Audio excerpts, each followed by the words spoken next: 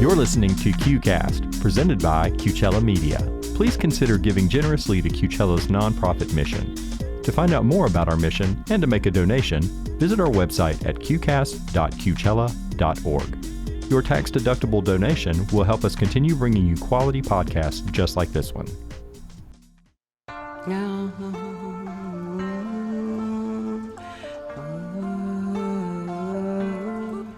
I may be bruised, but I'm not broken.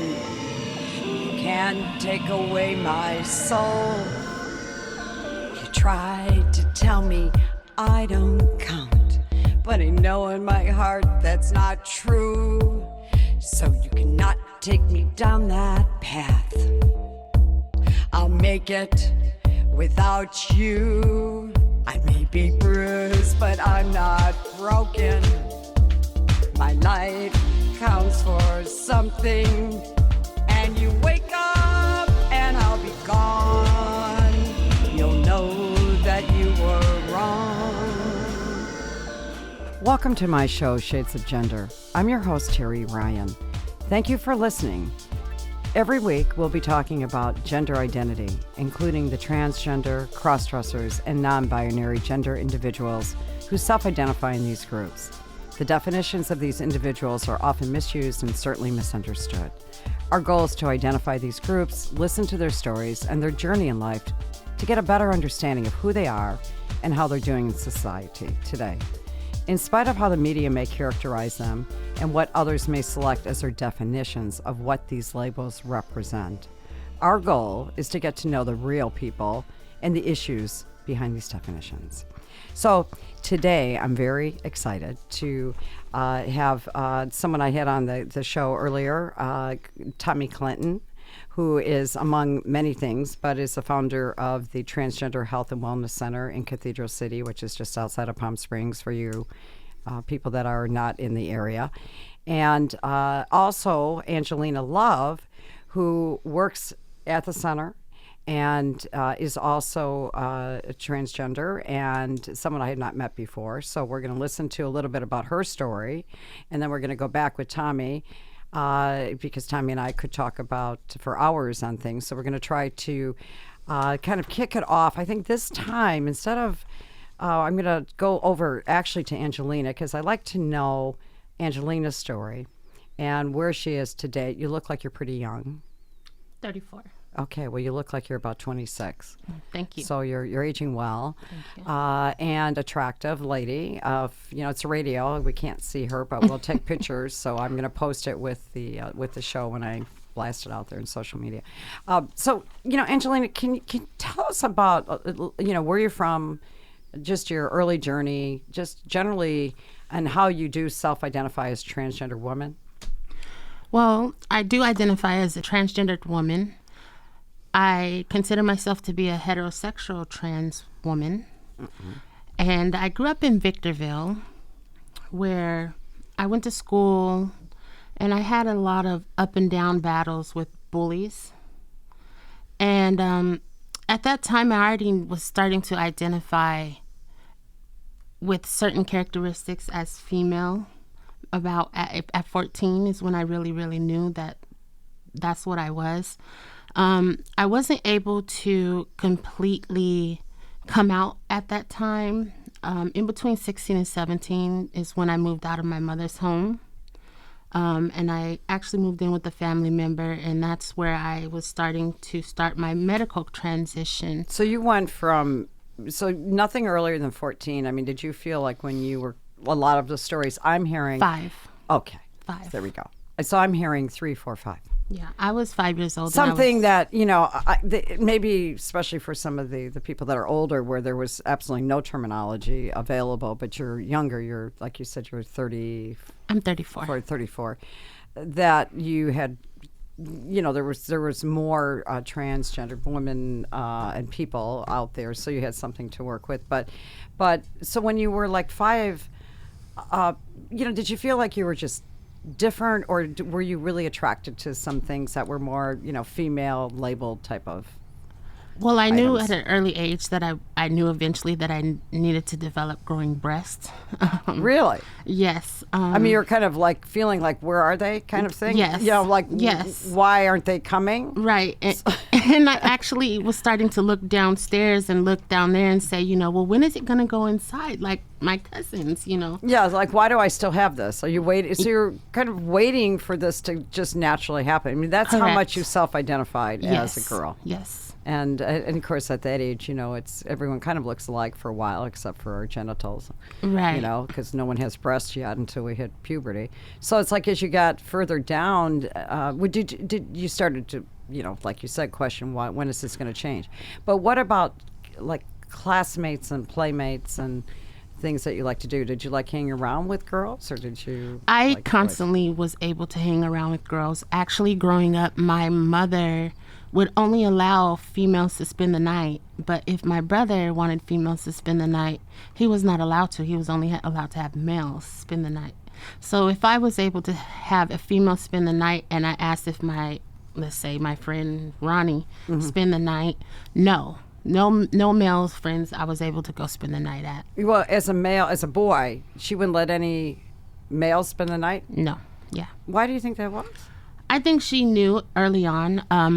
I grew Was up. she afraid you were gay or something? Yes. She Well- was afraid, because I mean, why would you do that? I mean, you know, so she thought, because did you look, you know, you're a pretty girl, but I mean, did you look like feminine? Were you Yes, slight? I had what they call the pretty boy features. Right. And I grew up real heavy in a Baptist church. I see. And so I'm mixed. So I grew up in Baptist and then in the Catholic religion too. So in between those two, it was a mental battle for me because I was so heavy Are into you church. Latina? Were you born? I am mixed. I am Black and Latina. So you had to. The only reason I ask is, you know, there's cultures, you know, that kind of go with the Catholic and of course the Baptist. So you know, heavy in the African American community, Baptist. Yes. And quite frankly, neither of those groups are quite accepting toward, I'd say, anything on the LGBT, right? Well, not only that, you know, I had to deal with my family, which were the Loves, and my grandfather was the first African American in the city of Paris to have a landline. And so Paris, now let's explain for our viewers, we're not talking Paris, France. No, not Paris, France. Yes, We're Paris, talking- California. We're talking Paris, California, which is off of the 215. wrong. Oh, 215. Yes. Okay, so With that, and my grandfather being a 33rd degree Mason and the wise wizard of his chapter, I felt like I had a lot to live up to. And then my great aunts were also Eastern Stars, which are wives of the Masons. wow. So I never even knew that term. So that's even deeper into the Yes. tradition. Which So growing up, I was constantly told, well, when you grow up and you turn 18, you are going to become a Mason. And I'm like, no, I want to be an Eastern Star, like my aunt. Oh, I see. Wow. So how did that come down not so well with your family? Did you find you just had to be quiet about it and just kind of make it through your teen years till you could get out of there? For a while, but you know, the crazy part about it is my great aunt who raised me, that was like my grandmother, because my grandmother she died when my father was 16. She had a lot of traditional views, but she understood and she knew that was what I needed to do to help with my mental wellness. Right. So she saw right through her, probably the prejudice and, you know, toward the groups she was involved in, and was really looking at you and saying that this would have been a healthier life for you. Yes. And saw your pain. And did you ever come out and talk to her, you know, about it? Or around the time when I was getting ready to completely tell her about everything, she actually started going through like Alzheimer's, and so within a 4-month period, she passed had away. passed away. Yes. That's pretty fast even Yeah. for Alzheimer's. So she was probably experiencing part of it. I'm sorry for that loss. Yes. I love my grandmother. Yeah. Yeah, they seem to be like, the parents never listen, but my grandmothers always did, both of them. There's just something about them, if you have them, that you're lucky to have them, because they just seem to are everything your mom is not. Well, unfortunately, you know, I'm blessed to have a mother that accepts me for who I am. 16 years ago, I transitioned. So the first 5 years were very hard with pronouns. So you're 18, based on my math, you're 18, about in 18. between 16, 17, okay. Yeah. And then you had, so you transitioned, are you saying physically? Physically in 03 is when I started taking hormones. At the end of 02 and 03. So you started with the hormones, yes. And then you did the reassignment surgery? No. Okay. So actually I am pre-op, and I'm actually going through the electrolysis process right now to prepare my lower area for the surgery. In terms of your identity, we're going to talk a little bit about like on licenses and, some of the things I'm going to bring Thomi in here too. Where you are today, it's like, okay, so society says, okay, you're raised on your birth certificate and you're down as a male. So when you go from there to where you are, I know driver's license, I've talked to some younger transgender women who say, they're waiting, or girls waiting to get that driver's license done in their current gender. What's going on with that now to be able to, to really to legally be able to live as you are? Well, I had my name changed in 2007, and the difference between then and now is that our generation that's coming up and the ones that are changing their names now, they don't have to go through the humiliating process of having to put it in a newspaper that you're changing your name to this, having it circulated for, I believe it was about 60 days. So going through that. It's horrible, yeah. So you had to announce the difference between back when you did this in 2003, you had to, seven. You had to, like you said, tell everyone that, do you have a problem with this or something, officially announce in public notice, right? Correct. Throughout. And at this time I was living in Hawaii, in Haleiwa on the North Shore. So when I flew back into Hawaii, I actually was able to change my Social Security card. They changed my gender, and so I was able to... Did you have to hire an attorney to do that for those listening that... how did you get from point A to B? So could you go online and do this, or stop in the office? I actually went through Transgender Law 101. What was very out to date now, but that's what actually got me through. There was a software what was this, a website? It's a website, yes. Actually, so Tell me, what do you think about that? We have Transgender Law Center. They put that out. And so back in the day, you had to list it and you had to wait for contestment. So that's different now. Me and Bambi, Salcedo, and CLR and a bunch of other ones, we got together and changed that. One of the issues that you face is when you have to appear, they usually put you in with like the domestic violence, the unlawful detainers. Wow. And so you're going in here and you're getting your name and gender changed. You're going in as trans. You go in and you're like, hey, you want to be Angelina, but we're going to call you Bob. And so, oh, by the way, here, will you keep this one handcuffed over here for domestic violence? We're like, wow, this is like the perfect place since we're 9 times more likely to be murdered. I was really going to say, loving this. That's good. Just put them in with the domestic offenders. We don't know what to do with them. Kind of reminds me of the cornfield patch in Halloween, and so they changed that. Horrible. And part of it was argument was HIPAA. So Yes. we said, well, it's a medical condition. Would you say have the diabetic come forward, or would you have this or that? And they went, oh yeah, right. Yeah, you fit into a box now. Now we know what to do with you. Can you explain it to the white judge, please? He's probably never seen a person of color except in handcuffs. So we had to do that, and then the forms became simpler. The funny part is that when I was training the police departments last year, we were down in Blythe, and they're like, we just have a box on our tickets for male and female. Now we have non-binary. We don't know where we're going to put it. I said, well, just put it, I guess, next to it. They said they had to reissue all the new forms to add in non-binary with the new X, and it's causing chaos internally with the admin systems because they rushed this law through. Everybody started using this box, but the software systems were not set up for it. Right. So all of a sudden, they're going back to almost what it was like before we were changing our name, and we had to get a special authorization for everything, yes, to do it. Because like if you wanted to take a certain medication, like, oh no, that's only prescribed to women. So we're going to reject that. And so then you have to battle them for it because you're still listed as male. So they're going through all that again. So they've kind of like created this whole new cycle. So of that this. term non-binary created like havoc because it was a new term for them. State was not ready for it. They weren't. What do you feel about non-binary? I mean, how do you think it should be when you describe gender? Okay, it's like when you deal with the Census Bureau. You know, it used to be Caucasian, African American, then it was like Latino, then it's like South Pacific Islands, and it's like, you know, then you have, of course, more interracial marriages. You know, we're an ever growing and changing population. So when you talk about these like gender terms, male, female, bigender, or non-conforming, or so what do you think should be on there? Well, you know, it's interesting because they just did a survey last year, Palm Springs did, and they had trans in there and they had other things in there for the survey, so you could identify how you wanted to. But you know, I think, you know, well, let's back up a little bit. In the news article last year, they said 22% of the students are identifying as non-binary and gender fluid.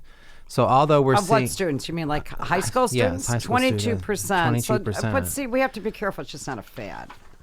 Well, I mean, I don't know, but I mean, you know what I mean? I that's what they're saying right now. So Okay. that gives you an idea, even at those numbers. If Right, they, that's quite high, though. It's very high. But Right. they don't want to deal with any of it. They don't want to deal. They don't want Right. to say, you know, men have. Well, it's to almost do like this, I women have to may do that. change also. It's like I want to be Yeah. non-binary because I don't want to be conformed, or I don't want to be in a box. They want to break Right. the boundaries down. So it makes it really hard for society, though. You know, we know things aren't built overnight. It takes time to see what works and what doesn't work. Well, even the binary trans people, like I'm a binary trans person. It's a little And like, okay, we're here now. Now, Yeah. what is this? And I realize that it's out there to be non-binary, but Well, they don't get it. The binary trans people are like, they come to me and go, I'm not getting this non-binary and gender fluid. That was me. And then I'm talking to them. I'm talking to the older binary people or trans people that are binary. you mean older than like 18? Yeah, we have. Well, I mean, you know, they're so young now. Not Palm Springs old. So we're not going to say 128. Oh, we're not that old. So we're going to say Come on. about 50 to 60. So Okay. and I'm like, okay, so you remember Pat from Saturday Night Live? And they go, oh my God, now I get it. So I have to put it into terms for them to understand. But that she really kind of bothered some people. I mean, I hate to say it, but you know, everyone's like, "Ooh, she's weird." I mean, you know, I'm sorry, but Pat was like, you know, whoa, we don't know what to do with Pat. It was like a cloning. It was a little bit Yeah. like she's like a robot. So I said, so you understand how you're like, is that a boy? Is that a girl? And they go, oh, that's what I says. Yeah. So then you kind of have to, with the older crowd, you know, we cannot expect any group of people to say, okay, this is the way it's going to be and you have to accept it. No, because everyone's on their own journey. The same as we don't expect them, the non-binary or the trans people, to say, you know what, you have to do it this way because it's comfortable to us. Do you see what I'm saying? So we have to find a neutral space where we can both work together. And that's what we have to do. Well, I just almost think, okay, if they want to put non-binary on like a survey, let's look at like census. It's fine. It's like they do with race, and you know, you could put down transgender, woman, man. I mean, do you believe in adding all these on? I think it's great because, all right, for instance, I think more is what's wrong with more. I guess is my well, point. we understand more. The more we gather, the more we understand. Okay, Right. so for instance, let's take Riverside County has one of the highest suicide attempt and suicide rates in the nation. Across the board on anything. A lot of it. Hemet, those places are really not just really in your tough. community, but in other communities. It just doesn't matter. But they're just killing nationally, each other. Why is that? Well, you live in Hemet. I mean, you got to know what cow sign is poop. on every corner. All right, so and, tell everyone about Hemet. Let's not put down it's Hemet. But tough. that's okay. So Hemet It's would tough. be. It's isolated for these kids. It's isolated, farm kind of, but you know, Yeah, it's very farming. farming. But you know, Iowa has a lot of those Okay, but look at it. places, If you're and Southern Illinois. if you're different and you feel different and you don't have Okay, other people you're not you can getting a relate lot of to, support you from them. have to have that because you start pressurizing and then that's when you start harming yourself. So if we have all these different types of groups and we have of age brackets, then if we say, hey, well, these people are identifying in this area, we know we need to give more education and resources to that area. Well, that's what I like about it, Yeah. because, again, this is why they do census bureaus and they redo forms. Well, If it's Trump's on- changing that. He's excuse changing me? that. He's taking us out of all that Yeah. stuff. Who is? Trump. Our favorite president. Oh, I see. Okay, well, the way that we used to do it.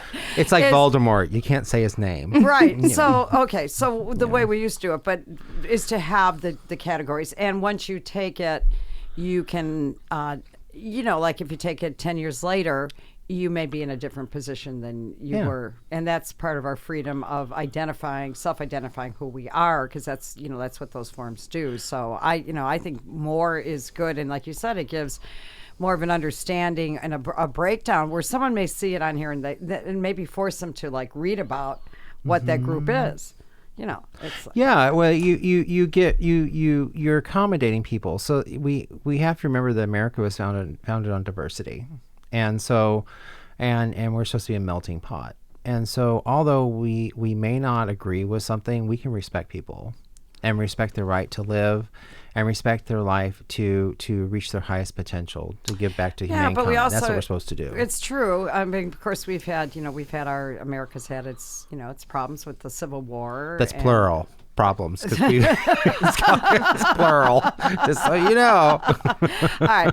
So, but the diversity, we're not fighting it out like the Civil War, though sometimes I feel like we're in 1968 fighting issues that we were fighting back in 1968. So we're just kind of adding on to those things. And, voices need to be heard, but they need to be, as my opinion, in a way that is safe and that respects people's rights, because no one deserves to hurt anyone. Right. The amount of shootings in school, to violence in schools. Here we go. I just want to touch upon this. They're not the hate crimes there that I've known, that I've seen on the news, have not been necessarily toward really what gender identity groups or LGBT, right? I mean, except for the club I know down in Well, Florida, was that- LGBT in general, they have a higher stressor rate and suicide rate. 18% of trans youth are usually reported being sexually assaulted by someone that they know. 1 in 5 don't know their HIV status, and they're already experimenting with sex.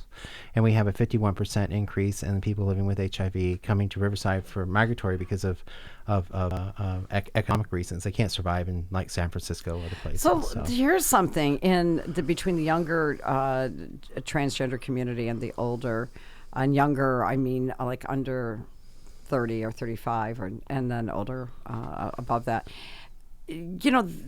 They tried, at least I'm seeing some of the older people in the community tried to come out, and when they were young, and it's like, oh, this is crazy. They don't even have the term, and they think, we barely talked about being gay. Maybe they know what gay is, so I don't know. I'm not even going to talk about it. The younger group is now talking about it because they have terminology to identify with. And they're also getting more bold in not shelving it. And there's more places to say, hey, I'm free. I can be more free in who I am. But maybe their environment is such that's saying, no, you're not. And do you think this is why the suicide rates are up, where you're seeing more bullying toward, because, they're It's still not backing going on. down. That's my yes. point. I don't It's think still it's going ever on. going to stop. Right. I don't think it's ever going to stop. So do you think because- it's worse than it's been in the past, in a sense of backing off? I mean, because you when you're older, and you're in that environment, you may try to say, "Hey, I'm a little girl," and then you get beat up, and you say, "Okay." Well, the schools are a lot more supportive. So Angelina hasn't yet, but she will. We go into like Yucca Valley schools, and we do teaching, and we help with other schools. And for our audience, Yucca Valley is about it's maybe 30 minutes north of towards Palm Joshua Tree. Springs, and it's a working Yeah. class community and very pretty. It's near Joshua Tree, and Sunsets are beautiful. sunsets are gorgeous. But it's actually a conservative city council. It's like a Very. Hemet. I mean, I know It's a heaven in the mountains. They're one of the few places that did not pass cannabis in California because they didn't want any more of those drug addicts up there. So that's why you see that whole line of cars every Friday coming down the hill. They're all coming I down. knew it. Well, they won't allow it in Yucca Valley, so they're Yeah. trying to clean it up. So I think that's the least of their problems. I think it's Right. the other things that are their problems. Yeah. But that's just me. So what are you doing then? Tell me about the insurance things that you're offering in your center, but also that I know you've been such an advocate and an activist, Thomi, in terms of helping the transgender community and the cross-dressing, really shades of the gender, get whatever they can from the government, self-awareness, and then also insurance, which I think is another thing that you're involved in. Yeah, so Angelina helps with the data collection. So we have quite a few cross-dressers that sign up, I think. Yeah. We're about to do our data collection, so which means we go through, we figure out what we do, how we do it, and things like that.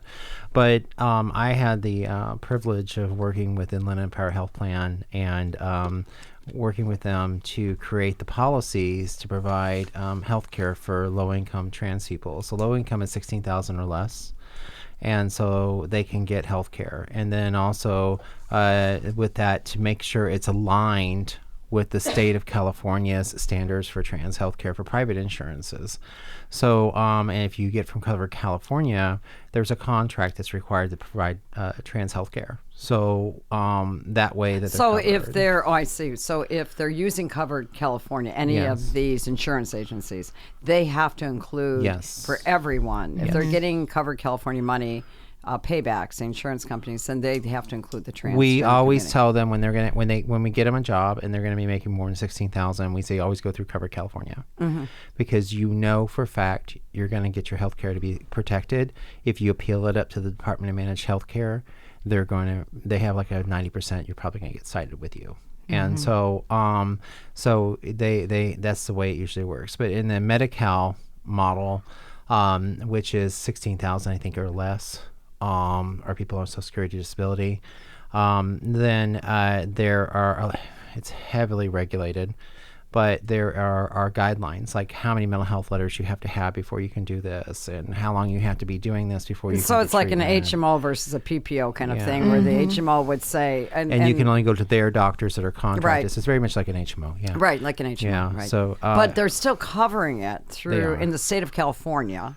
Yeah. Because insurance varies state They by found state. it's actually cheaper. They found it actually is cheaper to cover it than to cover the disparities of what causes not covering it. So, for instance, when you can't get treatment, let's say you get suicidal, then you have to go in suicide ward. So, hospitals aren't cheap. Oh, I see. Then you have to go and you have substance abuse. Well, then you got to go into recovery. Well, that's not cheap either. And then you're homeless. And then there's like $1 Million Murray. I don't know if you ever read that story, but they took one homeless man, and just by him being on the streets and not providing him housing and other things, it was like over $1 million in health care and all these other things they had to in and out all the time. So they found it's actually cheaper to give them this and treat them and raise their self-esteem with their gender, what they call gender dysphoria, which is their diagnoses, and treating that, they'll be able to become more successful. Right. And so by us doing that, and like even doing the hair removal, getting them presentable, and the facial and stuff like that, so they can get a job. Electrolysis. Yeah, we got right, well over facial. 100 jobs. Right. Do And- they help pay for that too, then? Huh? The insurance pays for that Yeah. too. Well, they won't pay for the job part, but I mean. No, they're not. No, but the electronic, and Yeah. and the insurance companies certainly we'd like to feel out of the goodness of their heart that they did this, but it's because they save money, and it They saves really their- do. You yeah. save money. It's kind of like the whole diabetes thing. All of a sudden, weight talker. No, really the big thing is I need to get off earlier and I need a combo meal. Right. That's Right. the truth of the matter. That's right. right. And so, but Has anyone sued? I mean, I suppose you sign off and you say, okay, especially in the PPO model, which is Cover California insurance companies, and you're saying they have less requirements in terms of seeing a psychiatrist or well, stuff. each insurance is different. Okay. So there's still steps and there's steps. Right. So each one has its own because no one wants set. to be sued either. I mean, if you're changing gender and you're doing your reassignment Yeah. surgery, and I only say that especially in reverse, it's like having a vasectomy, which is probably not the best idea, but it's like, you got to look at something that's that you've got to be the sound interesting mind. thing, Angelina and I tirelessly went to the WPATH conference, which is the World Professional Association of Transgender Health, and it was over in Riverside. And we met one of the doctors, it's in Loma Linda, who does, he fixes the botched surgeries. And he says, a lot of what I'm fixing are not trans people, even though trans people get those services. And I said, really, like what? He goes, I'm dealing with war veterans who have had bombings that have had to have phalloplasties because that part of the genitals was blown off, or a woman with uterus cancer and having to do reconstruction. So these technologies that we're using actually are saving a lot of people. That's, it's very interesting. I hadn't looked at that, and I think that's, it's pretty wonderful that we have the technology. And again, it's not one package. These are a lot of people that can benefit with a from trans man and a phalloplasty, you do get to pick your package. You're so funny. All right, I'm going to have to wrap this up. I mean, my goodness, it always goes by so quickly. And I'm really happy that you brought Angelina tonight. Anytime. I mean, it's a great thing, and Thank you. We'll be back. I can bring you a busload if you want. Oh, that's all right. Bring them over. No, well, you bring as many people as you want on the show, and I really appreciate it because the conversation is always great. And this is the layers. We want to get deeper into the community and understand what's really going on, not what we perceive it to be. It's important. It's essential. I mean, how do we make decisions if we don't have information? So we, and I again, thank you for being here. And I'm going to close out the show. And thank you, everyone, for being part of the conversation. And, we invite you to keep coming. You can find previous shows on KGA106.5.com. And thank you, Coachella Media, for giving me the opportunity to do the show. And again, thank you so much, Thomi and Angelina, for being here today. Thank you for having us. Talk to you soon. Thanks. Bye-bye.